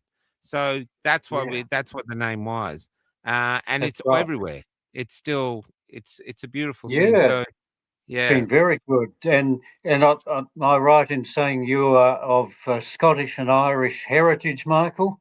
No, I'm Welsh born. I was born in Wales in a town called I'm from a town called Penrhyn-Dydrith, which is in the Snowdonia region. Someone's got things wrong on the internet because I used to think, yes, you're Welsh, but then I read yesterday, because I want to get my homework right for this interview, that you were of Scottish and Irish heritage.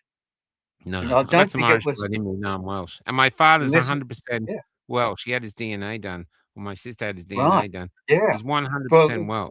So well, that kills off my next. I was then going to say, because I'm from Scottish and Irish heritage, we're probably related, but I can't say that. Oh, we are. We're Celts. We're Celts. The Irish, the Welsh, and the Scottish get on very well. Yeah, we're Celts. Yeah. We just have to go back a little bit further. Yes. No. Look. Thank you very much for having me on, Michael. It's been a pleasure. And it's been a joy, brother.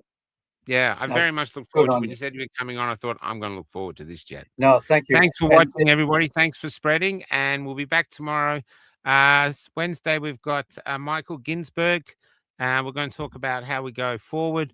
But tomorrow's guest is a mystery at the moment. I think I know who it'll be. So anyway, this is the Weeping Years. Graham, you're a gift to us. Keep fighting, keep fighting. And we'll see if we can run into you when we come to Adelaide. Take care, brother. Likewise. You're always welcome on the farm here, Michael. Yeah, stay as long as you like. Yeah. No worries. Cheers. Thank you. Take care. Yep. Oh, this is the rough. This is my favorite version. My father did everything they told him to, lined up and took every single jab. And every time I beg him, Dad, please just think, he'd just laugh and call me crazy. We spread his ashes at his favorite park. I have to say I thought I was out of tears, until his sister whispered into my ear, my love, my poor love, welcome to our weeping years. Tanya was a nurse working in the bush. She didn't want to take it herself, but because she loved the people out there, she decided to take a chance. Now she's going through a metamorphosis, because Pfizer gave her multiple sclerosis. Now she lives with her mother in the city, like a ghost watching us all forget her. And while she is still too angry for tears, all I could hear in her burning eyes was a broken heart warning me, my love, my poor love, welcome to our weeping years. Welcome to our weeping years.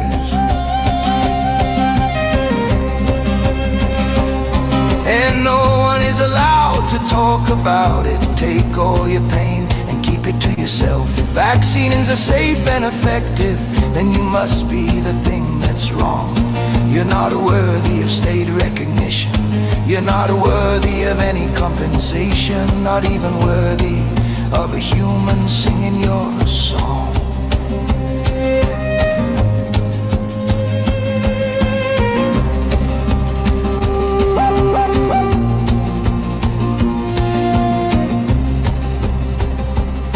She was 92 and dying in a nursing home, and because her family said no to the jabs, none of them were allowed to see her, so it was clear she would die alone.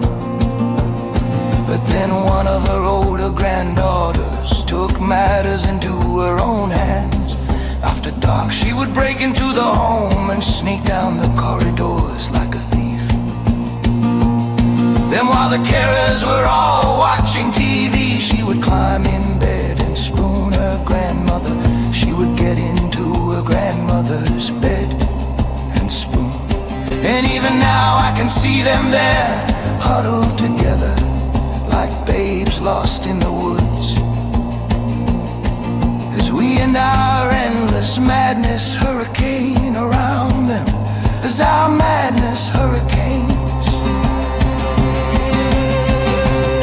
Oh, can't you hear our gods whispering? If you guys don't find a way to conquer fear, then you're just gonna keep traveling down deeper into the weeping years. Deeper and deeper and deeper into the weeping years. Into the weeping years.